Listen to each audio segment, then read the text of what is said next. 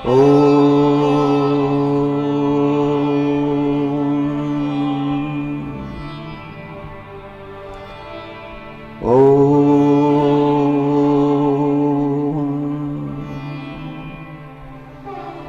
नमो नारायणाय। ओम नमो नारायणाय। ओम नमो नारायणाय। ओम व्यासाय विष्णुरूपाय व्यासरूपाय विष्णवे नमो वै ब्रह्मविदये वासिष्ठाय नमो नमः। व्यासाय विष्णुरूपाय व्यासरूपाय विष्णवे नमो वै ब्रह्मविदये वासिष्ठाय नमो नमः। अचतुर्वदनो ब्रह्मा द्विबाहुरपरो हरि अभाललोचन शंभुर भगवान् बादरायणः। अचतुर्वदनो ब्रह्मा द्विबाहुरपरो हरि अभाललोचन शंभुर भगवान् बादरायणः। व्यासो नारायण भगवान के चरणों में कोटि कोटि वंदन। व्यासो नारायण भगवान विष्णु रूप है और विष्णु भगवान व्यास रूप है। व्यासाय विष्णु रूपाय व्यासरूपाय विष्णवे नमो वै ब्रह्मविदये वासिष्ठाय नमो नमः। और वशिष्ठ ऋषि के वंश में जिन्होंने अवतार धारण किया है, व्यासो नारायण भगवान एक मुख वाले ब्रह्म है,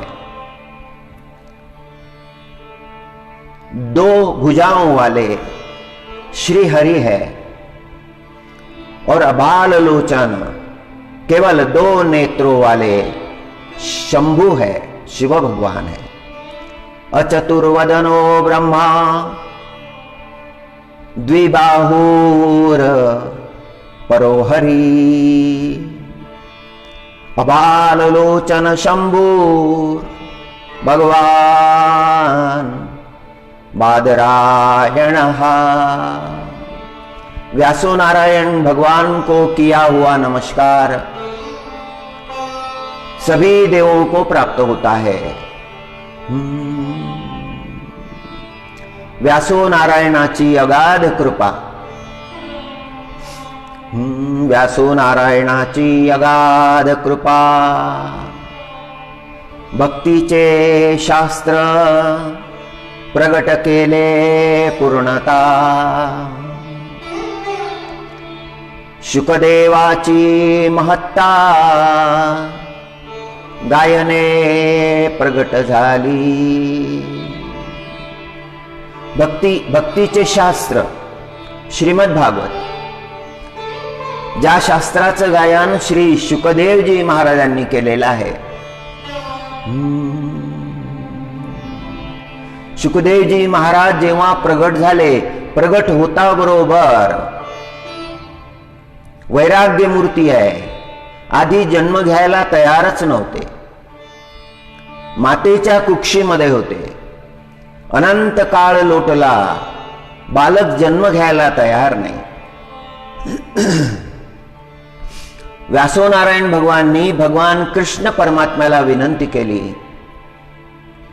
परमात्म्याला सांगितलं की हे प्रभू, मातेच्या गर्भामध्ये बालक आहे, तो जन्म घ्यायला तयार नाही, त्याला आपण आज्ञा करा. आणि श्री कृष्ण परमात्म्याने श्री शुकदेवजी महाराजांना आज्ञा केली, शुका आता घेई जन्म. श्री शुकदेवजी महाराजांनी उत्तर दिलं, प्रभू कर्मबंधनामध्ये पडावं लागेल, नाना भोग भोगावे लागतील आणि पुनरपि जननम पुनरपि मरणम अशा त्या जन्म मृत्यूच्या चक्रामध्ये अडकावं लागेल. मागा जन्मांतरी जन्म भोगिले शरीरी, ते दुःख मुरारी काय सांगो. मागे जन्मजन्मांतरी जन्म घेतले आणि अनंत दुःख भोगले. म्हणून हे परमात्मा आता आज्ञा करू नका, जन्म घेण्याला आज्ञा करू नका. परमात्मा म्हणाले, हे शुका आता तुला कर्मबंधन नाही, आता निभ्रांत होईल. शुकदेवा आता जन्म घे, आता जगत कल्याणासाठी तुला जन्म घ्यायचा आहे, तू मुक्त आहेस. आज्ञा ऐकली प्रभूची, शिरोधार्य केली. शुकदेवजी महाराजांनी जन्म घेतला. जन्म घेतल्यानंतर गंगेकडे निघाले. आईकडे पाहत नाही, वडिलांकडे पाहत नाही. व्यासोनारायण भगवान मागे धावतात, शुका थांब थांब शुका. शुकदेवजी महाराज मागे वळूनही पाहत नाही. वृक्ष उत्तर देतात की हे व्यासोनारायणा, त्यांचा जन्म जगत कल्याणासाठी झालेला आहे. जन्मतःच त्यांच्यामध्ये ज्ञान आहे, वैराग्य आहे आणि भक्ती आहे. ज्ञान वैराग्य भक्तीची मूर्ती असलेले, स्वरूप असलेले श्री व्यासदेव आता ऐकणार नाहीत, त्यांना हाक मारू नका. शुकदेवजी महाराज निघून गेले. गंगेच्या किनारी एका मोठ्या शिलेवर ध्यानस्थ बसले, ध्यानामध्ये तल्लीन झाले. व्यासोनारायणाला अपार दुःख आहे. पुत्र जन्मला पण थांबला नाही, निघून गेला, वैराग्य मार्गाला गेला. पित्यालाही जे वैराग्य प्राप्त झालं नाही ते शुकदेवजी महाराजांना प्राप्त झालं. फार मोठी खंत आहे अंतःकरणात. माझा पुत्र निघून गेला. मनामध्ये विचार करतात, तो कसा येईल, तो परत आला पाहिजे.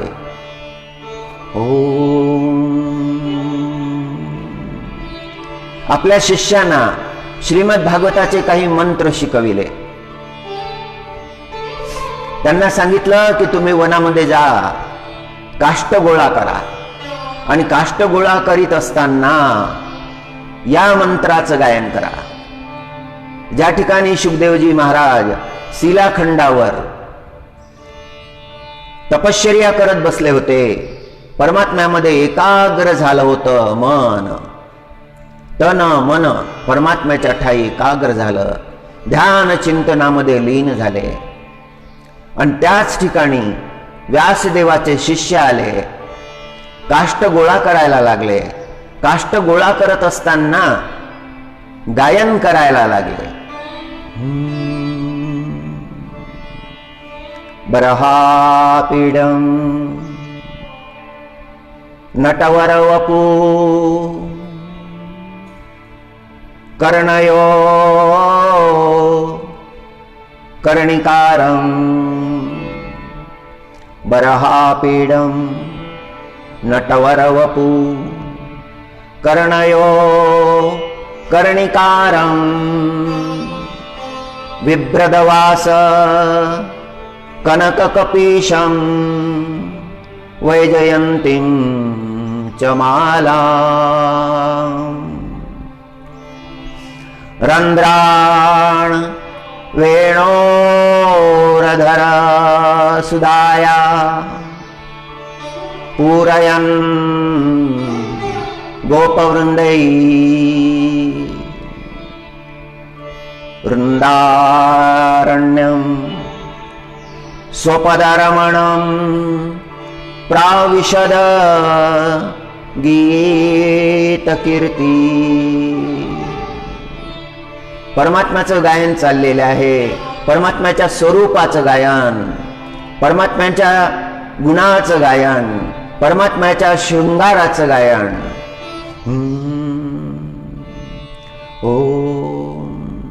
ज्यांच्या नामाचं गायन केल्यानंतर जीवन धन्य होऊन जातं, जीवन कृतार्थ होऊन जातं, जीवन सुफळ होऊन जातं, जन्म सुफळ होतो, ते गायन करायला लागले. गायन करावं तर भगवन नामाचं, परमात्म्याच्या नामाचं गायन करावं. ओम बर्हापीडं नटवरवपू कर्णयो कर्णिकारं बिभ्रदवास कनककपीशं वैजयन्तीं च माला. रंध्रान् वेणोरधरसुधाया पूरयन् गोपवृन्दै. वृन्दारण्यं स्वपदरमणं प्राविशद गीतकीर्ति. ओम शिरमोरमुकुटसुन्दर वेश मनोहर नटवर कानो में शोभित कुंडल सुंदर अंग सोहे स्वर्ण पितांबर. गले में वैजंती माला, गले में वैजंती माला अनुपम सुंदर. गोपिया करती यशगान मनोहर, गोपियां करती यशगान मनोहर. संग लिए गोप बाल वृंदावन आए नंद के लाल. सांध्य बेला है, परमात्मा गायों को बछड़ों को लेकर वृंदावन धाम की ओर आ रहे हैं. संध्या का समय है, अद्भुत समय है, और सब प्रतीक्षा कर रहे हैं अब हमारे भगवान आएंगे, अब हमारे नट नागर आएंगे. सबकी आंखें मार्ग की तरफ लगी है.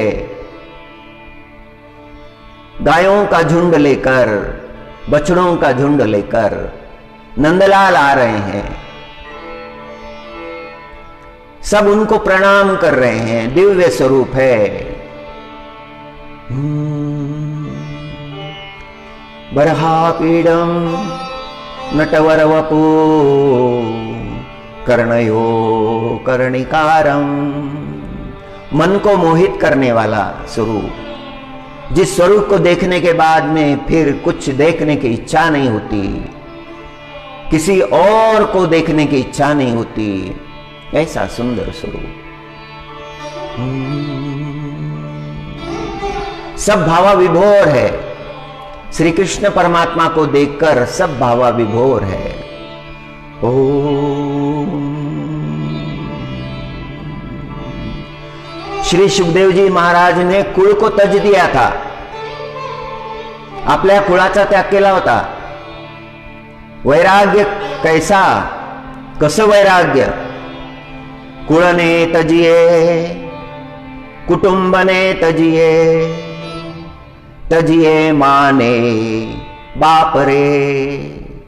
नरसिंह जी के शब्द है, गुजरात के सुप्रसिद्ध संत नरसिंह जी, नरसिंह मेहता.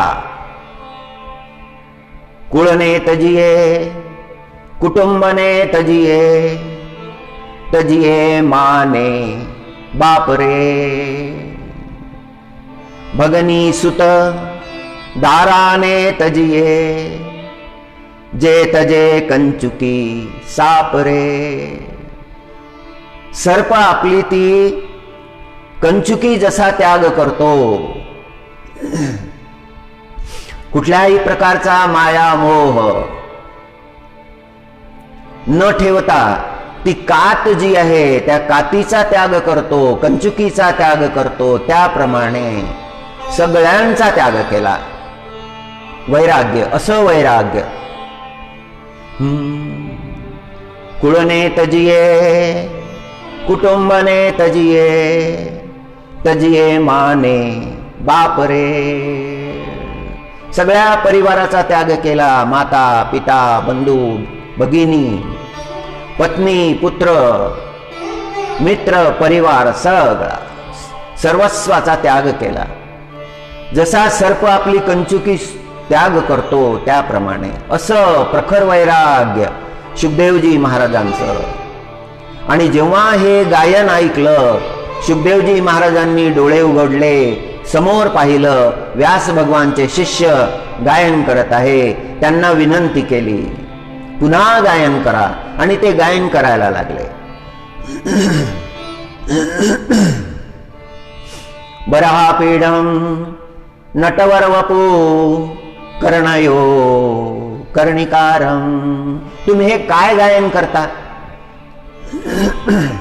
हे कोणतं शास्त्र आहे? ते सांगायला लागले, हे श्रीमद भागवत महापुराण आहे. मला शिकवाल का? ते म्हणाले, नाही, आम्हाला शिकवता येणार नाही. आम्हाला एवढंच शिकवलं आहे. तुम्हाला जर शिकायचं असेल तर आमच्या गुरु महाराजांच्या चरणी ते शिकण्यासाठी या. श्री शुकदेवजी महाराज परत आले, भागवतासाठी परत आले. व्यासोनारायण भगवानच्या चरणी दंडवत केला, हात जोडले, विनंती केली, मला भागवत शिकवा. आणि व्यासोनारायण भगवान श्री शुकदेवजी महाराजांना श्रीमद भागवताचा उपदेश करतात. त्या दिव्य ज्ञानाचा उपदेश करतात, जे ज्ञान प्राप्त झाल्यानंतर जीव सर्व कर्म बंधनातून मुक्त होतो. बर्हापीडम नटवर वपू कर्णयो कर्णिकारम विभ्रदवास कनककपीशम वैजयंतीं च माला. कृष्ण परमात्म्याचं दिव्य स्वरूप अंतःकरणामध्ये दिसायला लागलं. श्री शुकदेवजी महाराज धन्य झाले. व्यासोनारायण भगवानची अद्भुत कृपा. शुकाला श्रीमद भागवत दिलं. पराशर ऋषींनी शिक्षण दिलं होतं. व्यासोनारायण भगवानला शिक्षण पराशर ऋषींनी दिलं आणि दीक्षा वासुदेवानं दिली. पराशर ऋषींनी शिक्षा, नारायण भगवाननी दीक्षा.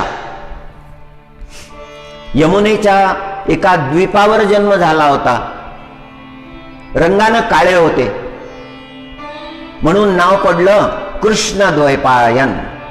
द्वैपायन, द्वीपावर जन्म झाला होता म्हणून द्वैपायन. रंगानं काळे होते म्हणून कृष्ण. कृष्ण द्वैपायन वेदव्यास. तपश्चर्या करण्याची आवश्यकता नव्हती. वेदव्यास भगवान तपश्चर्या करण्यासाठी गेले. जगाला एक नियम दिला पाहिजे, जगाला शास्त्र दिलं पाहिजे, जगाच्या समोर एक दृष्टांत ठेवला पाहिजे. जगत शिक्षणासाठी तपश्चर्या करायला गेले. परम ज्ञान प्राप्त जरी झालं तरी तपश्चर्या सोडू नये, सत्संग सोडू नये, ध्यान चिंतन सोडू नये. ज्ञानाच्या प्राप्तीनंतरही ते करीतच राहावं, शेवटच्या श्वासापर्यंत करीत राहावं. सत्कर्म करीतच राहावे, उपासना करीतच राहावी, ज्ञानाचं चिंतन करीत राहावं, ज्ञानाचा विस्तार करावा. पांडवांवर फार कृपा आहे. व्यासोनारायण भगवानची पांडवांवर फार कृपा आहे. कौरव आणि पांडव यांचा भयंकर संघर्ष आहे महाभारतामध्ये. त्या पांडवांना नष्ट करण्यासाठी शकुनी, दुर्योधन यांनी एक कपट रचलं. धृतराष्ट्राला त्यामध्ये सामील करून घेतलं. दुर्योधन एक दिवस गेला, धृतराष्ट्राला म्हणाला, हे पिताश्री, आम्हाला भवितव्य नाही. जोपर्यंत हे पांडव आहेत तोपर्यंत आम्हाला भवितव्य नाही. धृतराष्ट्राला मोठा प्रश्न पडला, काय करावं? शकुनी म्हणाले, माझ्याजवळ मार्ग आहे. वारणावतामध्ये पांडवांना पाठवून द्यावं. वारणावत भाग घनदाट अरण्य आहे आणि त्या ठिकाणी एक लाक्षागृह निर्माण करावं.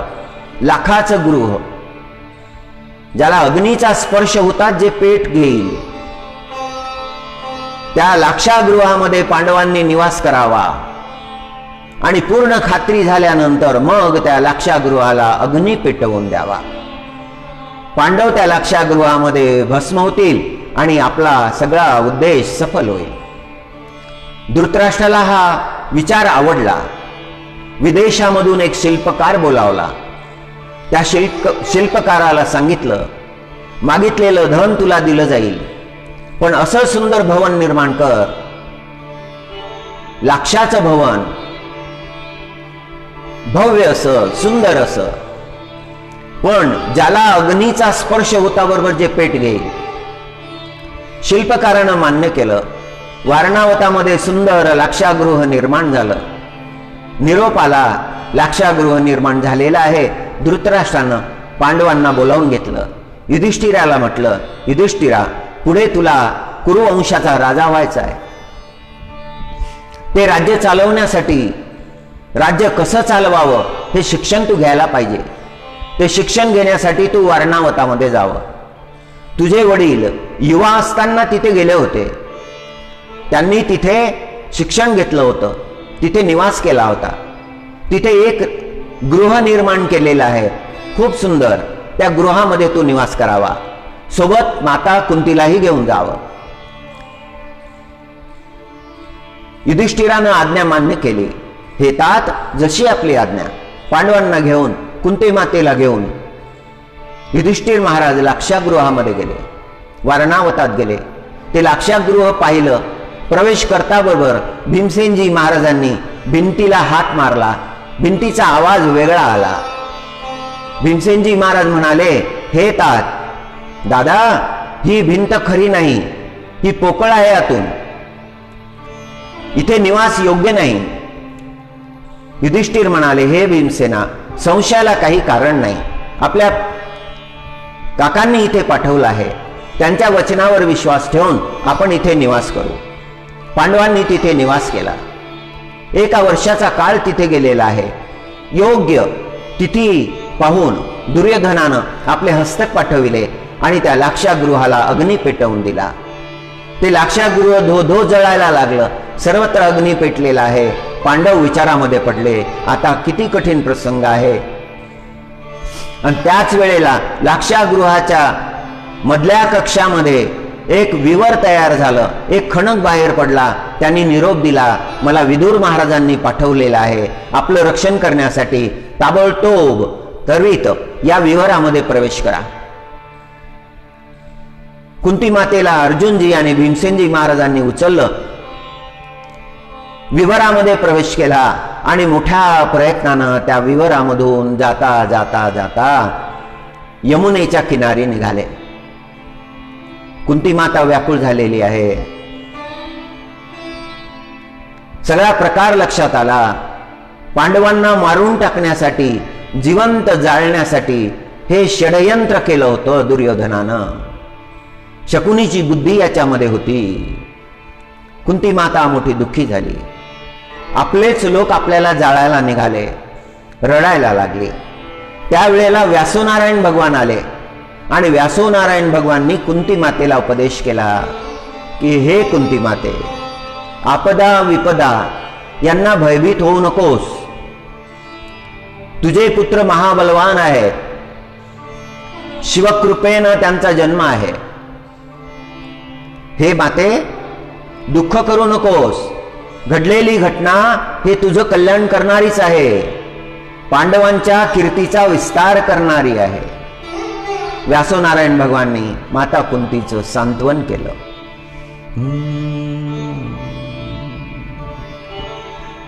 माता कुंतीवर फार मोठी कृपा केली. व्यासोनारायण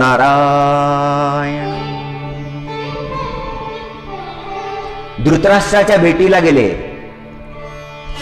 एकांतामध्ये धृतराष्ट्राची भेट घेतली. व्यासोनारायण भगवान धृतराष्ट्राला सांगायला लागले, हे राजा, हे राज्य तुला प्राप्त झालेलं आहे. तुझा वंश फार मोठा आहे. तुझ्या वंशामध्ये होऊन गेलेल्या राजांचं स्मरण कर. अजामीड महाराज, रंतीदेव महाराज, रंतीदेव महाराजांच्या त्यागाच्या कथा पुराणांमध्ये आहे. रंतीदेव महाराजांवर तीनही देवांची कृपा झाली होती. नारायण भगवान, शिव भगवान, ब्रह्म भगवान, तीनही देवांनी परीक्षा घेतली होती रंतीदेव महाराजांची. आणि त्यांच्या परीक्षेमध्ये रंतीदेव महाराज उत्तीर्ण झाले होते. रंतीदेव महाराजांना आशीर्वाद प्राप्त झाले होते त्रिदेवांचे. आणि त्यांच्या वंशामध्ये तू जन्म घेतलेला आहे. तुझा वंश फार श्रेष्ठ आहे. तुझा वंश भरत वंश आहे. भरत महाराज त्यांच्यासारखा पराक्रम कोण करू शकेल? ज्यांनी गंगोत्रीपासून गंगासागर पर्यंत, समुद्रापर्यंत यज्ञ केले होते. सगळ्या जगामध्ये कुरुवंशाच्या कीर्तीचा विस्तार केला होता. पूर्व इतिहास लक्षात घे. जे आचरण घडत आहे ते कुळाला कलंक लावणार आहे. आता तरी सावधान हो. येणारा काळ फार भयंकर आहे. 28व्या द्वापराचा अंतकाळ जवळ आलेला आहे. लक्षात घे. पुण्य करण्याची संधी आहे. हा जन्म पुण्यकर्म करण्यासाठी, सत्कर्म करण्यासाठी परमात्म्यानं दिलेला आहे. तुझ्या हातामध्ये अधिकार आहे. तो अधिकार सत्कर्मासाठी वापर, कल्याणासाठी वापर. असे कर्म कर की ज्यामुळे तुझंही कल्याण होईल आणि जगाचंही कल्याण होईल. भगवान नारायणाची तुझ्यावर कृपा होईल. धृतराष्ट्र म्हणाले की महाराज, आपण फार दिव्य वचन बोलता. दिव्य वचन, मधुर वचन. मी आपल्याला प्रणाम करतो. ऐकून घेतलं धृतराष्ट्राने, पण आचरण केलं नाही.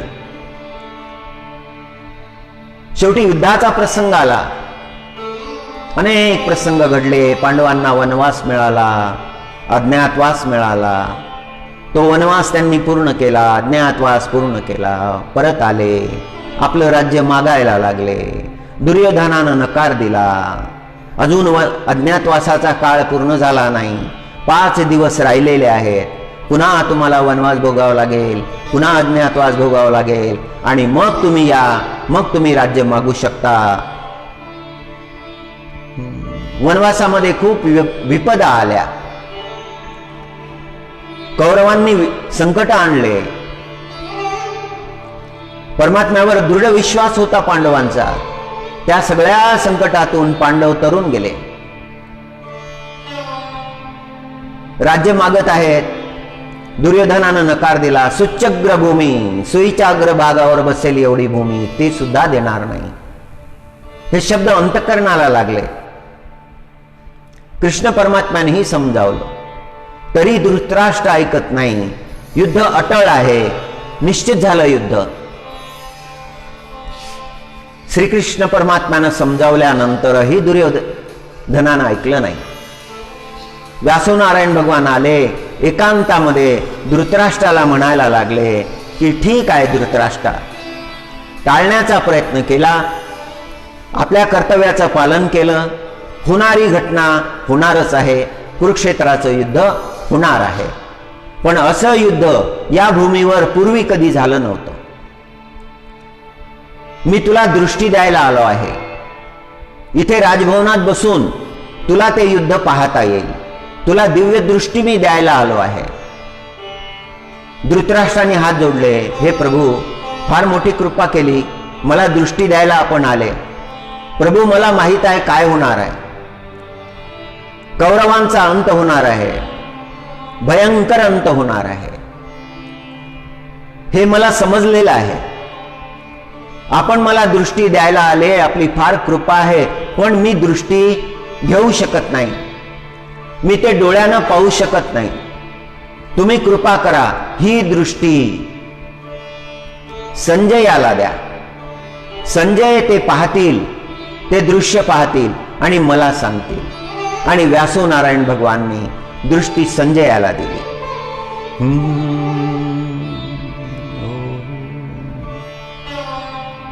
संजयजी महाराज म्हणाले, परी बाप भाग्य माझे, परी बाप भाग्य माझे, जे वृतांतो सांगवयाचे निव्याजे, कैसा रक्षिलो मुनिराजे श्री व्यासदेवे. केवढी कृपा केली. संजयजी महाराज म्हणतात, केवढी कृपा केली व्यासो नारायण भगवाननी, मला दृष्टी दिली.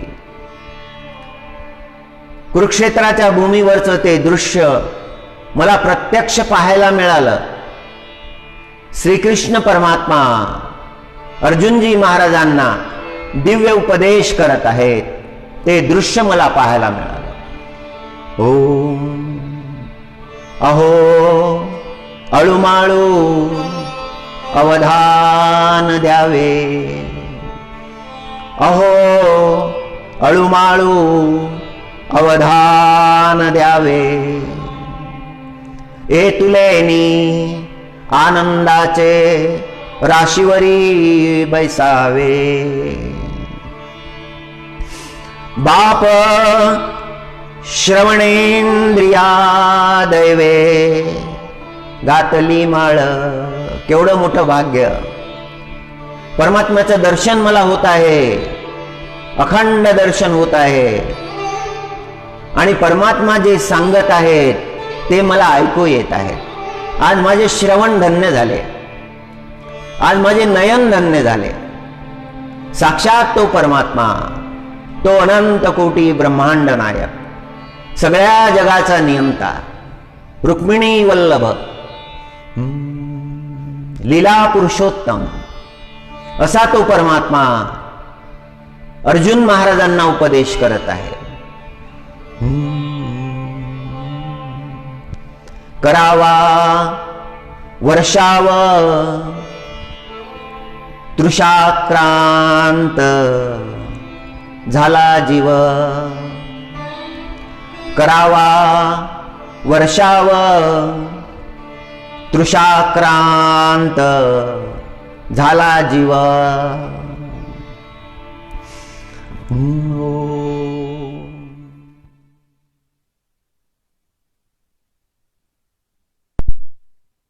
करावा वर्षाव तृषाक्रांत झाला जीव.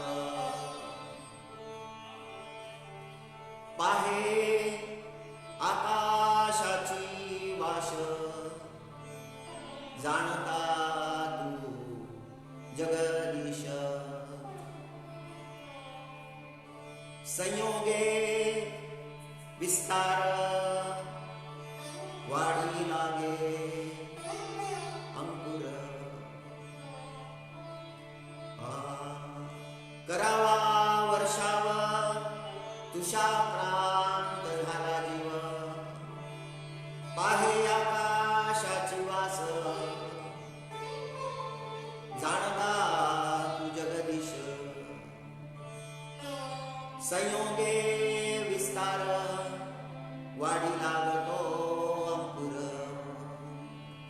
ओम नमो नारायण, ओम नमो नारायण.